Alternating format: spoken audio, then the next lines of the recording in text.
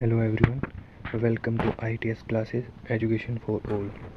दोस्तों, आज से हम क्या करेंगे 11th और 12th की केमिस्ट्री का फुल कोर्स निकालने जा रही है, किसके लिए? IIT JEE NEET NDA board exam FGATE and NET GATE के लिए। तो हम क्या करेंगे, बुक से सारा कुछ कवर करेंगे जो भी हमारा 11th-12th में आता है। जैसे पहला ही चैप्टर आता है हमारा some basic concept of chemistry. पहले हम क्या करते हैं, यूनिट का ओवरव्यू करते हैं कि इस यूनिट के अंदर हम क्या क्या पढ़ने वाले हैं। फिर उसके बाद क्या करेंगे, इनका जो जनरल इंट्रोडक्शन का पार्ट है वो आज के लेक्चर में हम कवर करेंगे। पहला सेक्शन है general introduction, importance and scope of chemistry. कि केमिस्ट्री का जनरल इंट्रोडक्शन देखेंगे और केमिस्ट्री की क्या क्या इंपॉर्टेंस है, स्कोप क्या है। दूसरा है matter and nature and classification. Matter क्या होता है, उसका नेचर क्या होता है और उसकी क्या क्या क्लासिफिकेशन होते हैं। इसमें टॉपिक आते हैं what is matter, classification of matter, element, compound, mixture, difference between compound and mixture, atom and molecule. तीसरा सेक्शन है property of matter and there measurement. इनमें टॉपिक आते हैं कि मैटर की क्या कैसे मेजरमेंट की जाती है और मैटर की क्या क्या प्रॉपर्टी होती है। एक फिजिकल क्वांटिटी आता है टॉपिक, और एक international system of unit, SI unit जिसको बोलते हैं। फिर इसमें सब डिवाइडेड टॉपिक है 7 base unit, definition of SI base unit, derived unit और सब्सिडियरी यूनिट। हमारा चौथा सेक्शन है uncertainty in measurement and significant figure. इसमें क्या है, इसमें difference between precision and accuracy. Second topic है सिग्निफिकेंट फिगर्स। थर्ड टॉपिक है rule for determining number of significant figures. Fifth topic है इसमें mathematical operation on number expressing in scientific notation. कि भाई जो साइंटिफिक नोटेशन है उसकी क्या क्या मैथमेटिकल ऑपरेशन लगा सकते हैं। Rule for determining the number of significant figure in answer involving calculation. जो हमारे पास न्यूमेरिकल या कैलकुलेशन दी हुई है उसके अंदर कुछ रूल्स लगाकर हम बता सकते हैं कि उसके अंदर कितने सिग्निफिकेंट फिगर्स है। जो पांचवा सेक्शन हमारा क्या है, dimension analysis unit factor method. इसके अंदर हमने इतना ज़्यादा क्या है, इसमें डायमेंशन के बारे में पढ़ते हैं कि भाई जो हमारी फिजिकल क्वांटिटी वगैरह है उसके क्या क्या डायमेंशन है। जनरल दो तीन डायमेंशन होगी, वो देखेंगे इसके अंदर। फिर क्या है भाई, law of chemical combination. Law of chemical combination ये बड़ा इंपॉर्टेंट टॉपिक है। इसके अंदर पहले हम पढ़ेंगे law of conservation of mass, law of constant composition और डिफाइनाइट प्रोपोजिशन। फिर थर्ड आता है लॉ ऑफ मल्टीपल प्रोपोर्शन। फिर आता है लॉ ऑफ रेसिप्रोकल प्रोपोर्शन। फिर आता है गेल-लूसाक लॉ ऑफ गैसेस वॉल्यूम। ये सभी के सभी लॉ हम लॉ ऑफ कम्बिनेशन में पढ़ेंगे जब टॉपिक आएगा। उसके बाद आता है section 7 particulate nature of matter. कि भाई नेचर में जो मैटर होता है हमारा उसका एक पर्टिकुलर नेचर होता है, वो क्या है, एटम मॉलिक्यूल क्या है उसके बारे में पढ़ेंगे। और क्या है Dalton atomic theory and Avogadro hypothesis. इसमें टॉपिक यही आएंगे, डाल्टन एटॉमिक थ्योरी आएगा, फिर उसकी लिमिटेशन क्या होगी, फिर आएगा मॉडिफाइड डाल्टन एटॉमिक थ्योरी जिसको हम मॉडर्न एटॉमिक थ्योरी भी बोलते हैं, और एवोगैड्रो हाइपोथेसिस बोलो या फिर लॉ बोलो या प्रिंसिपल बोलो, ठीक है। फिर हमारा 8th टॉपिक आता है atomic and molecular masses and mole concept. ये बड़ा इंपॉर्टेंट टॉपिक है, एटॉमिक और मोलिकुलर मासेस या फिर मोल कॉन्सेप्ट। इसमें हम रिलेटिव एटॉमिक मास पढ़ेंगे, एक दूसरे के रिलेटिव में क्या एटॉमिक मास आ सकता है। ग्राम एटॉमिक मास पढ़ेंगे, मोलिकुलर मास पढ़ेंगे, ग्राम मोलिकुलर मास पढ़ेंगे, मोलिकुलर फार्मूला और ग्राम मोलिकुलर फार्मूला पढ़ेंगे, और मोल कॉन्सेप्ट पढ़ेंगे। मोल कॉन्सेप्ट वही है, बड़ा इंपॉर्टेंट है, जिसके अंदर हम क्या करते हैं, इसके बारे में पता करते हैं कि किसके अंदर कितने, एक मोल में कितने नंबर ऑफ एटम है, कितने नंबर ऑफ मॉलिक्यूल है, इसके बारे में पढ़ेंगे। फिर प्रॉब्लम इन्वॉल्विंग मोल कॉन्सेप्ट, जो भी प्रॉब्लम होगी मोल कॉन्सेप्ट के रिगार्डिंग वो देखेंगे। फिर उसके बाद जो 9th सेक्शन आता है परसेंटेज कंपोजिशन एम्पेरिकल और molecular formula.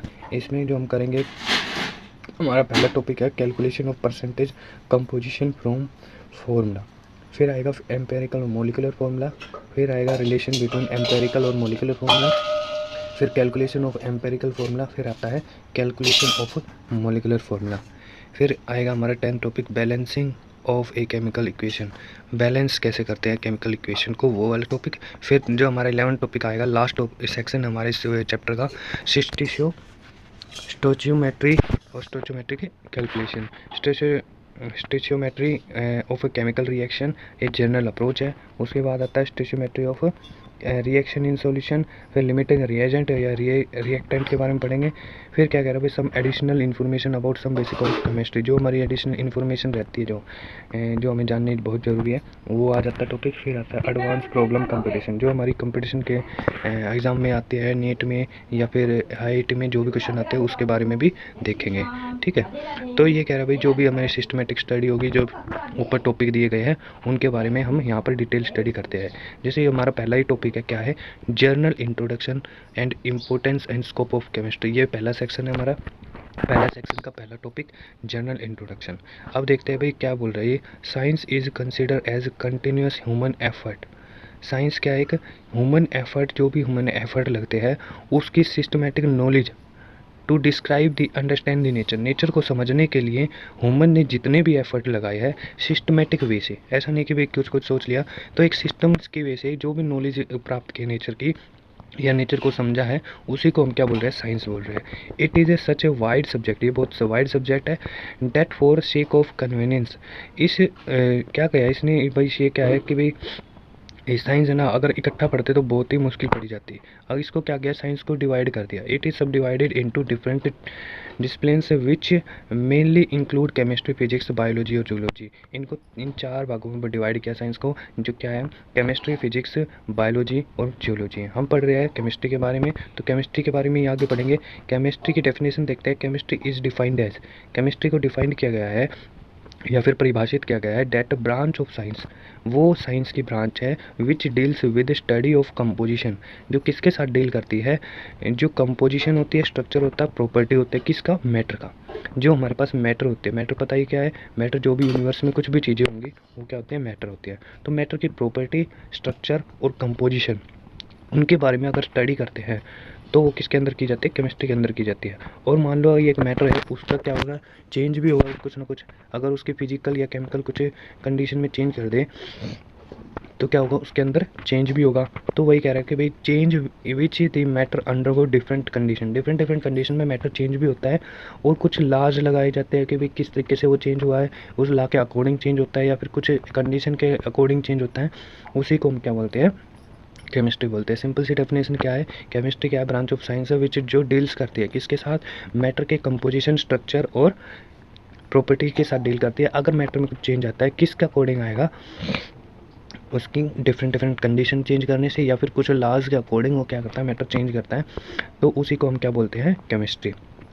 What does the term matter, matter का क्या मतलब है, mean in the about definition. इस अब डेफिनेशन के अकॉर्डिंग देखेंगे पहले, बाद में पहले सीधा सा समझ लेते हैं। Through it thought it will be discussed in detail later in the unit. At the moment it is a sufficient mention that all substances, solid, liquid, gas which are present in our body, present around us, विच में भी visible.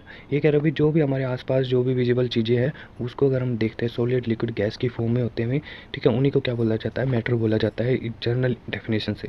Some of which में not भी visible, कुछ दिखते भी नहीं है, जैसे गैस हो गई वो दिखते ही नहीं है, ठीक है, और कुछ दिखते विजिबल है, जैसे लिक्विड हो गया, सॉलिड हो गया, ये भी मैटर है और गैस भी मैटर है, ठीक है, आर कॉल्ड मैटर, जो कि क्या है, मैटर है।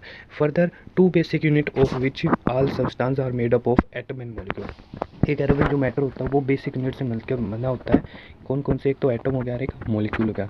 They combine with each other, ये एक दूसरे से कंबाइन करते हैं कुछ लॉ को फॉलो करके, सर्टेन लॉ को फॉलो करके ये कंबाइन होते हैं। उसके बाद क्या बनते हैं, मैटर बनते हैं। जो लॉ कंबाइन करता है उस लॉ को क्या बोलते हैं, law of chemical combination. The change which they undergo under different condition में भी फिजिकल और केमिकल चेंज। और मैटर्स के अंदर कुछ ना कुछ चेंज भी आ सकता है, कुछ कंडीशन को चेंज करके। डिफरेंट डिफरेंट कंडीशन में अलग अलग मैटर होता है। जैसे ज़्यादा हीट हो गया तो क्या हो गया, गैस में कन्वर्ट हो गया, वाटर, और क्या हो गया, अगर थोड़ा सा नॉर्मल टेम्परेचर तो वो लिक्विड में है, और थोड़ा ज़्यादा कम टेम्परेचर है तो क्या होगा, वो आइस की फॉर्म में या फिर सॉलिड की फॉर्म में होगा। अगर उसके केमिकल में क्या होगा, चेंज होगा, केमिकल की अंदर मतलब उनके मॉलिक्यूल या फिर एटम के अंदर कुछ चेंज होगा तो उसको क्या बोलेंगे, chemical change. All measurement involving mass, length, volume और density are require precision and accuracy. कुछ भी हम अगर मेजरमेंट करते हैं तो हमें किसकी ज़रूरत होती है, एक तो प्रिसिशन की ज़रूरत होती है और एक एक्यूरेसी की ज़रूरत होती है, ठीक है। इन सभी चीज़ों को मेज़र करने के लिए एक्यूरेसी और प्रिसिशन बहुत ज़रूरी होता है। ये आगे देखेंगे क्या होता है एक्यूरेसी, क्या होता है प्रिसिशन, क्या होती है। Further the chemistry deals with all substance present in our body and all those present around us, it has a great importance and wide application. ये कह रहा है भाई जो केमिस्ट्री होती है वो हमारे शरीर के अंदर भी लगाई जा सकती है, और क्या है उसके कॉन्सेप्ट, केमिस्ट्री के कॉन्सेप्ट क्या है शरीर के अंदर भी और बाहर भी। तो बहुत बड़ी ग्रेट इंपॉर्टेंस है, एप्लीकेशन बहुत बड़ी केमिस्ट्री पढ़ने की। The aim of this unit to study all these basic concept. इस यूनिट का पढ़ने का एक मेन उद्देश्य क्या है कि भाई सभी के सभी बेसिक कॉन्सेप्ट को हम क्या करें, क्लियर कर लें। Some of them briefly whereas some other in details, और इनको हम क्या करेंगे डिटेल में देखेंगे। तो थैंक यू, आज के लिए हम यही करते हैं, इतना ही करते हैं। उसके बाद नेक्स्ट लेक्चर में हम आगे का टॉपिक करेंगे इंपॉर्टेंस एंड स्कोप ऑफ